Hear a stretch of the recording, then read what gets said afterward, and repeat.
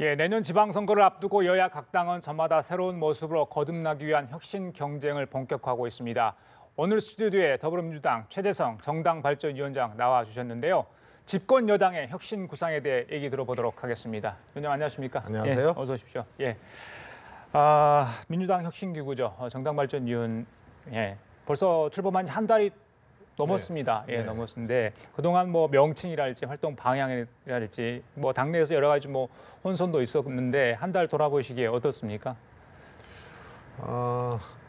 처음에 조금 이견들이 있었습니다. 예, 예. 그게 지방선거 규정을 정당발전위원회에서 다룰 것이냐 말 것이냐 놓고 그래서 아주 빠른 시일 안에 또 정리돼서요. 아마 정당 내의 갈등이 그렇게 또 빨리 수습된 것도 또 처음인 것 같습니다. 예. 예, 지금은 이제 혁신안을 예. 성안하고 있는 단계고 예. 이제 의결 절차를 추석 지나면 예. 진행을 할 예정입니다. 예. 성안 단계에 있고 의결 절차 추석 이후에 밟을 네. 거다 이런 말씀을 해주셨고요. 그 정발에서 여러 가지 혁신안을 지금 마련 중에 있는데 방금 말씀해 주신 것처럼 그러니까 최 위원장께서 그리는 그러니까 물론 이제 당내 그동안 또 민주당이 해줘왔던 그런 당의 어떤 사상이랄지 철학들이 담긴 혁신안이 좀 나와야 할 텐데 스스로 생각하시는 어떤 큰 틀의 어떤 구상이 있으십니까? 그게 지금 혁신안에 좀 녹을 수 있는 부분이 물론 혁신위원들이 많이 계시지만은 어떻습니까? 그 부분에 대해서는. 예, 그동안 사실 당 혁신하면은 100% 선거에서 패배하고 난 다음에 이야기했고 그렇죠. 혁신위 쇄신위를 만들었는데요. 예, 예. 이번에 처음으로 이기고 난 다음에 혁신을 얘기하고 예. 혁신안을 만드는 노력을 하고 있습니다. 예. 그래서 지고 난 다음에 혁신은 보여주기식 혁신입니다. 뭐 특권 내려놓기, 재살 깎기, 그리고 그런 이제 선언적인 혁신이기 때문에 한 번도 성공한 적이 없습니다. 그런 반면에 이기고 난 후에 하는 저희 당의 이번 혁신은 예. 구조적이고 본질적인 혁신을 해보자 해서 정당의 구조개혁을 기둥으로 그렇게 만들고 있습니다. 예. 예를 좀 들자면요. 예, 예. 정당의 의사결정 체계도 대의 체계거든요. 그래서 대의 체계를 구성하는 방식을 조금 더 민주적이고 상향식으로 하고요. 예. 그다음에 문 대통령께서도 말씀을 하셨는데 이 디지털 융합 문명이 되면서 이제 지식과 정보의 격차도 없고 어느 지역에 있든 간에 의사소통을 할 수 있고 권리를 행사할 수 있는 그런 문명이 됐습니다. 그런데 여전히 주권자들은 4년마다 혹은 5년마다 투표하고 맡겨놓고 그 다음 투표를 기다리는 그런 상황입니다. 예. 그래서 문명의 발달에 맞게 직접 민주주의제를 이번에 파격적으로 도입하자. 예. 그래서 전 당원들이 직접 결정할 수 있는 것을 예. 이번에 제도화해보자. 그래서 보통 전 구성원이 하게 되면 좀 생활 이슈나 간단한 거를 좀 토의해보자 이렇게 얘기할 수 있는데 국가도 헌법을 바꾸면 온 국민이 투표하지 않습니까? 예. 예. 그다음에 국회의원, 시의원, 도의원 뽑을 때 유권자 배제 없이 뽑고요. 그래서 당헌, 강령, 또 정당의 합당 해산 등과 같은 중요한 문제를 온 구성원이 토론하고 투표하는 예. 그런 직접 민주주의제의 파격적 도입 이게 또 한 기둥으로 추진되고 있습니다. 알겠습니다. 좀 구체적으로 지금 일단 뭐 최종은 아닙니다만 이제 정발위에서 나왔던 안들 중에 좀 눈에 띄는 것 좀 짚어보도록 하겠습니다. 당장 이 당원권 강화 일환으로 1차 혁신안에서 내왔던 거죠. 기초협의회.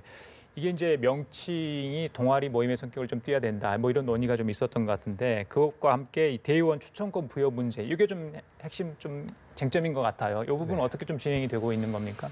우선 여야 불문하고요. 지금까지 지역위원회, 소위 지구당이 각 정당의 근간 조직이었습니다. 그런데 한 지역에서 많게는 10만 명 아니면 30만 명 단위의 주권자들을 포함하고 있거든요. 그러니까 여기서는 생활 정치도 토론도 또 구체적인 점검이나 운영도 안 되고 있습니다. 예. 그야말로 주권자들은 이제 투표하고 마는 거죠.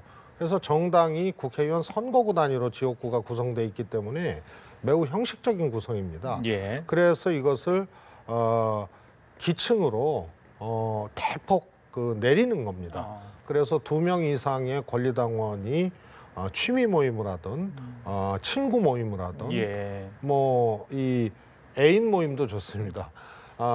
정당에 등록을 하게 되면 10명당 1명씩 그 대의원을 추천할 수 있는 권리를 갖게 됩니다. 예, 예. 그러다 보니 지역위원장님들 입장에서는 좀 생소할 수 있죠.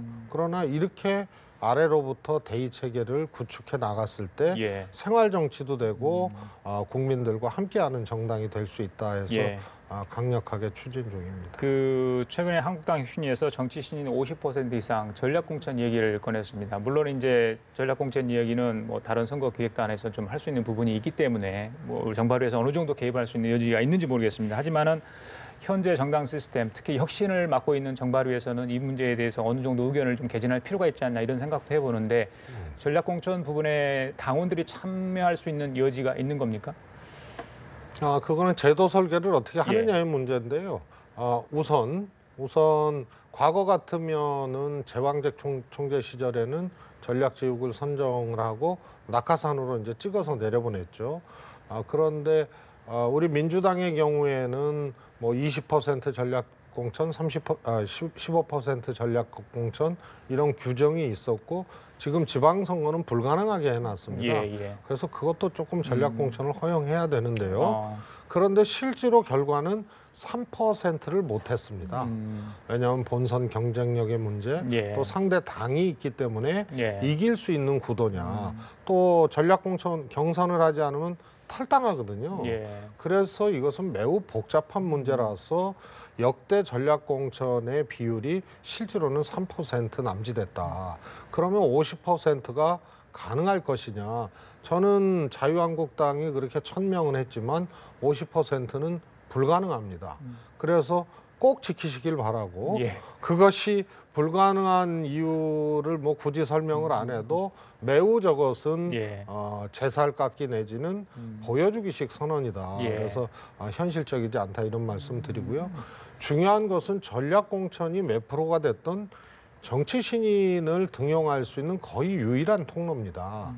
그런데 이것을 대표나 지도부가 찍어내리면 그 의미가 없어지는 거죠. 따라서 전략 공천은 찍어내리기가 아니고 전략 공천 지역에 정치 신인이 해볼 만한 어떤 선발 제도를 시스템화 시키느냐 예. 이게 중요하고요. 예. 저희 정당발전위원회에서는 전략 공천 내에 시민들 내지는 당원들이 실제로 그것을 참여해서 예. 전략 공천자를 결정할 수 있는 시스템을 준비를 하고 있습니다. 그렇군요. 자, 그리고 눈에 띄는 게 이 정당 최초로 윤리장정을 제정을 네. 한다.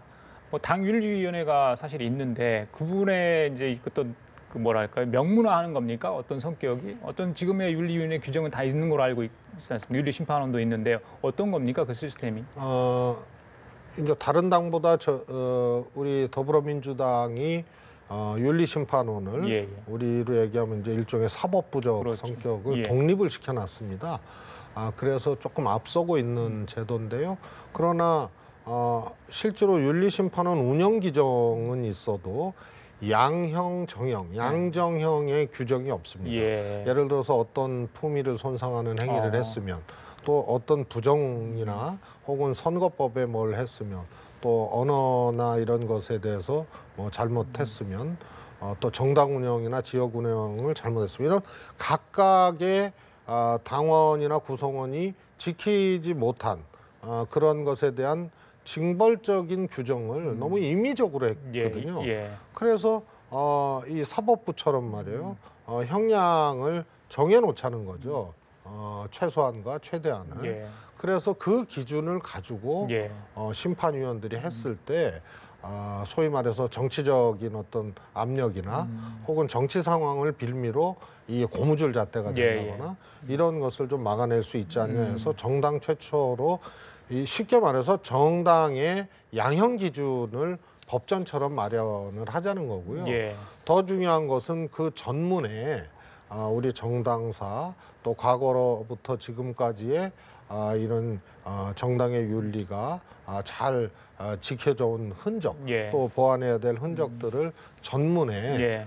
잘 담아내는 그런 예. 대작업입니다. 작업입니다. 알겠습니다. 자, 일단 권리당원, 당원들의 확산 문제, 100만 당원을 뭐 채우시기에 굉장히 각고의 노력을 하고 있어서 뭐 혁신 한라인 개통도 하고 있다고 제가 들었습니다. 최근에 민주당 오늘 나온 여론조사 결과 보면 좀 이런 지지율이 좀 떨어졌더라고요. 문재인 대통령도 좀 떨어졌고요. 자, 지지율이 뭐 절대적인 잣대는 아닙니다만은 앞으로 혁신안이 어떤 안을 내놓느냐, 최종안은 이제 나온 중에 최고위의 이제 의결을 걸쳐서 나오겠지만 그런 것도 굉장히 이제 국민들한테 호소할 수 있는 부분이 아닌가 싶은데 앞으로 계획이 있으시다면 한 말씀 좀 해주시죠. 어느 조직이든 국가 권력도 그렇고요. 정당도 사실은 주권자인 구성원들의 권한이 어느 정도이냐에 따라서 정당의 운명이 결정이 됩니다. 근데 우리가 과도하게 위임되는 과거의 대의 정치 체계에서는 정당이 국민들과 함께하기 어렵습니다. 그래서 이번 정당발전위원회의 안은 한마디로 예. 국민이 참여하고 당원이 결정하는 그런 시스템을 만들어서 늘어난 권한을 가진 당원들이 더 늘어나고 한 번 들어온 당원들이 나가지 않으면 그게 100년 정당이 된다. 그렇게 돼야 이 정부도 성공하고 예. 재집권할 수 있고 새로운 대한민국 만들 수 있다. 그런 자세와 내용으로 임하고 있습니다. 알겠습니다. 자, 지금까지 더불어민주당 최재성 정당발전위원장과 함께 얘기 나눠봤습니다. 오늘 말씀 잘 들었습니다. 감사합니다. 고맙습니다. 예.